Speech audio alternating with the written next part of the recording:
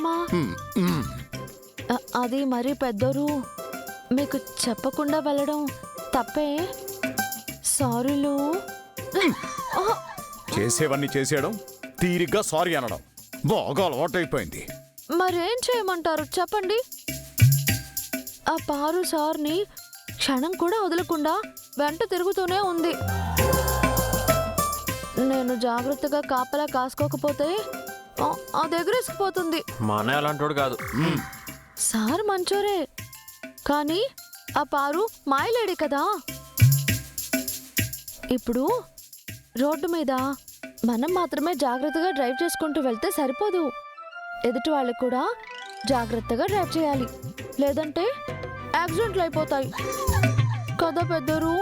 నిజమే కదరా, నిజమే. జాగ్రత్త అవసరమే. అందుకని ఇలా ఫాలో అయ్యి వెళ్తే తనను అనుమానిస్తున్నావని రుద్ర ఫీల్ అవడా? నిజమే పెద్దరు. ఇప్పుడు నన్ను ఏం చేయమంటారు పెద్దరు?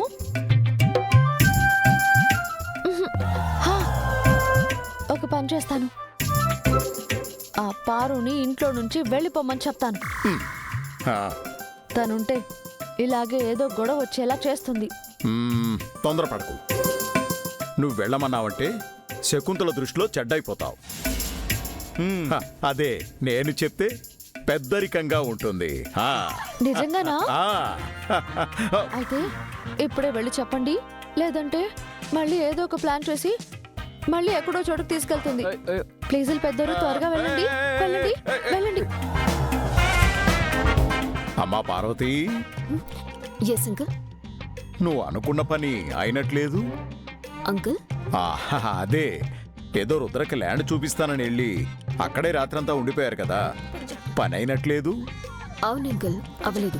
మీ అన్న యూకే నుంచి ఎప్పుడు వస్తున్నారు? నెక్స్ట్ మంత్ వచ్చేస్తాడు. అబ్బో, చాలా రోజులు అయ్యేట్టుందిగా. ఏ అంకుల్ అలా అడిగారు?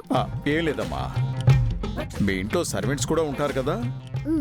ఉన్నారు. నీకు ఫ్రెండ్స్ కూడా ఎక్కువే కదా. ఎక్కువనే. ఏ టైంలో పిలిచినా వచ్చేస్తారు, నీకు మంచి కంపెనీ ఇస్తారు కదా. ఇస్తారు అంకుల్. సేమ్ కథ. ఏంటి అంకుల్ కదేంటి? చెప్తానమ్మా, చెప్తాను. నాకు తెలిసిన చెరుకూరి సుబ్బారావు అనే ఒక అతను ఉండేవాడు. వాడికి ఒక అమ్మాయి ఉండేది, బాగా గారాం చేశాడు.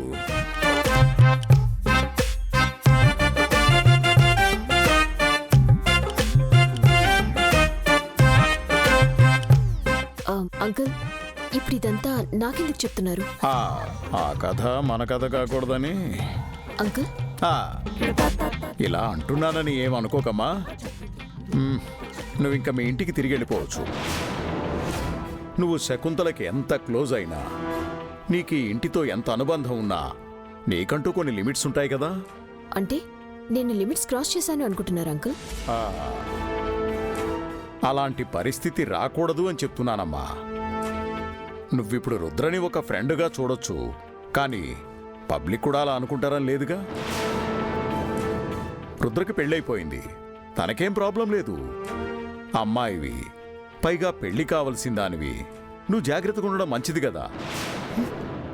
అందుకే నువ్వు ఇంటికి వెళ్ళిపోవడమే మంచిది.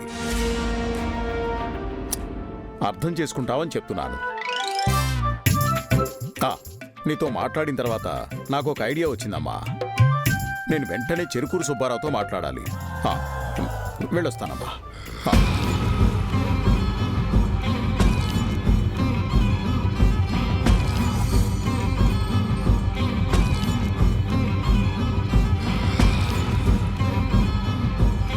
అత్తయ్య గారు, ఏమైంది ఇష్క?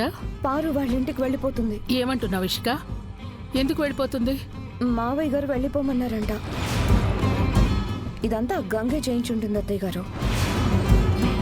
మీరే పారు నాపాలి. రండి పద.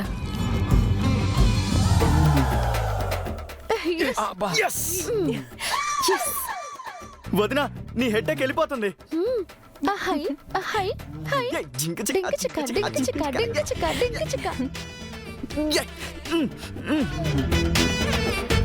ఏమైంది మీ అందరికి? కిచెన్లో ఆ గంతులేంటి? ఈ కోతితో చేరి మీ అందరికి తోకలొచ్చాయా? లేదన్నయ్య, గంగకి హెడేక్గా ఉంది, అది పోతుందని, అది పోయిందని జోష్లో ఉంది. మేము కూడా చీరప్ చేస్తున్నాం. రాను రాను ఈ ఇంట్లో అందరూ క్రేజీగా తయారవుతున్నారు.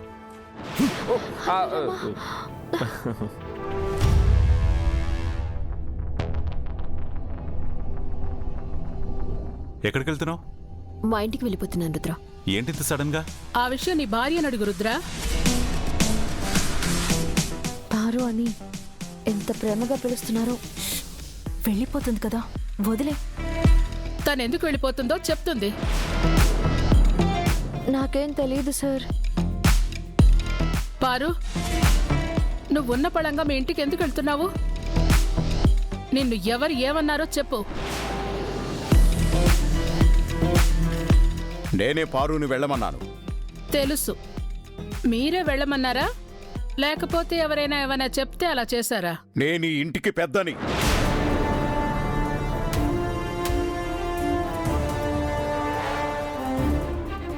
ఇంటికి ఏది మంచో ఏది చెడో నాకు తెలుసు.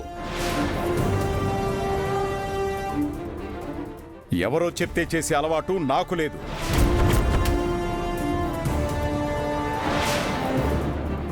పారు ఇక్కడ ఉండడం మంచిది కాదని నేనే తనను వెళ్ళమని చెప్పాను. ఎవరికి మంచిది కాదు? ఈ ఇంటికా, లేకపోతే మీ కోడలికా? అది నీకే బాగా తెలుసు. నాకొక విషయం తెలియక అడుగుతాను. గంగ వల్ల పారు జీవితం ప్రశ్నార్థకంగా మిగిలిపోయింది. పారుకి అన్యాయం జరిగింది. పారు సఫర్ అయింది. అవమానాలు కూడా ఫేస్ చేసింది.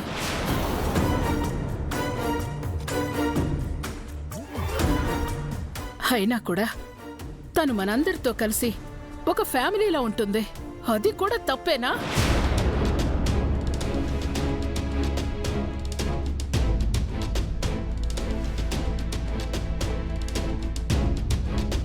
ఇప్పుడు తనేదో అకాడమీ స్టార్ట్ చేయాలని రుద్ర హెల్ప్ తీసుకుంటుందంటే అది కూడా నచ్చట్లేదా? అందుకేనా తనని పంపించేస్తున్నారు అని ఎవరన్నారు? రుద్రతో పెళ్లి జరగకుండా తనొక ఫ్రెండ్లా ఇంట్లో తిరుగుతుంటే తన ఫ్యూచర్కే ప్రాబ్లం. అందుకే వెళ్ళమన్నారు. ఇక అకాడమీ పనులంటావా? తన ఇంట్లో ఉండి కూడా చూసుకోవచ్చు. అంటే నా మాట వినరా? విన్నాను. పెదనాన్న ప్లీజ్, ప్రతిసారి మా వల్ల మీరు గొడవ పడ్డా నాకు ఇష్టం లేదు. పెద్దమ్మ పారు ఇక్కడే ఉండాలనుకుంటుంది కదా, వాళ్ళ అన్నయ్య వచ్చే వరకు పారుని ఇంట్లోనే ఉండనివ్వండి. నో రుద్ర, నేను ఇక్కడ ఉండటం చాలా మందికి ఇబ్బందిగా ఉంది. అది తెలిసి కూడా నేను ఇక్కడ ఉండలేను.